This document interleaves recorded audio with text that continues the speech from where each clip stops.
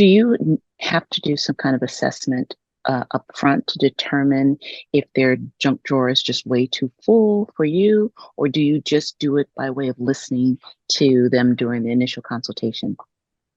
I do ask them some general mindset questions. I ask before the consultation for them to fill it out.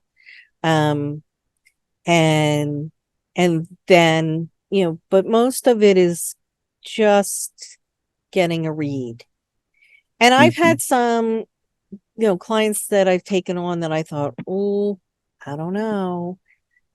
But we got Yeah. through it because they were really determined to do it, and they were able to take that deep breath, and they done enough work that they were putting the junk aside, and they were determined to resolve resolve their issues based on the here and now, not on the past.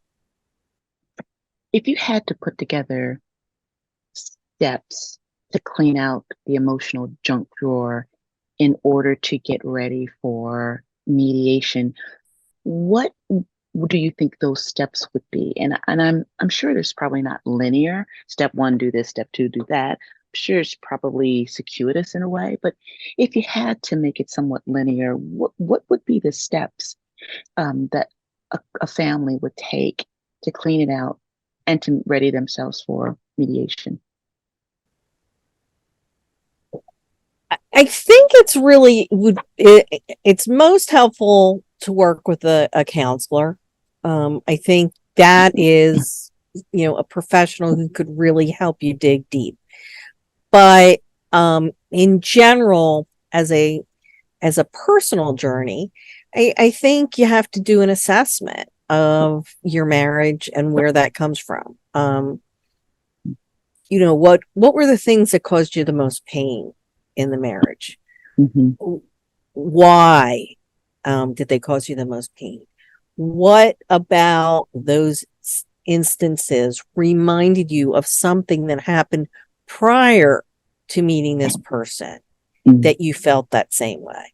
And do the same Yeah. thing with the positive, and then um uh and then going from there, you're cleaning out your emotional junk drawer that way by Hmm. journaling and making an assessment.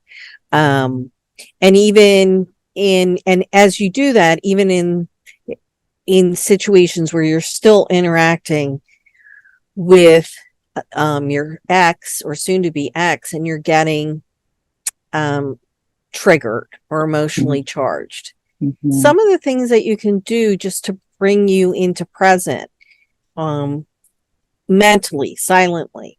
Okay, what are 5 things I see? What are 4 things I'm hearing?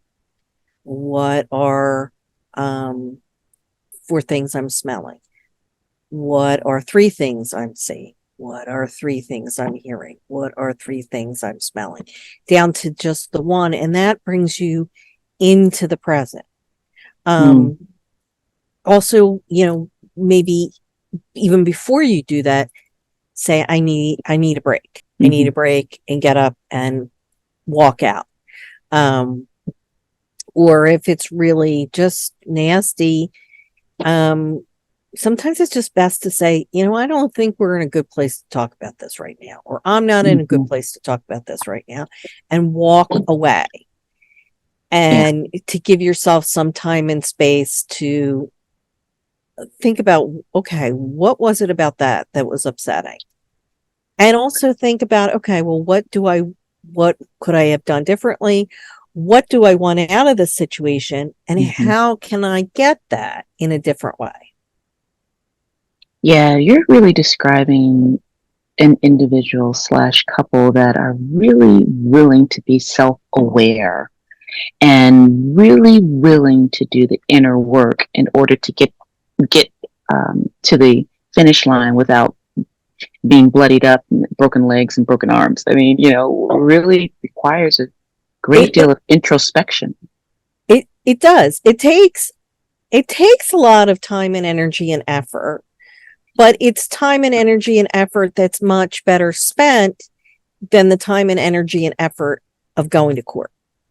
It's the time and effort and energy that you put into doing this work is worth it. It's much better than the time and energy and work that you're going to put into litigation, because if you do that, and if you put all that time and energy and effort into litigating, it's like just taking a board and hitting yourself on the head all again and again and again.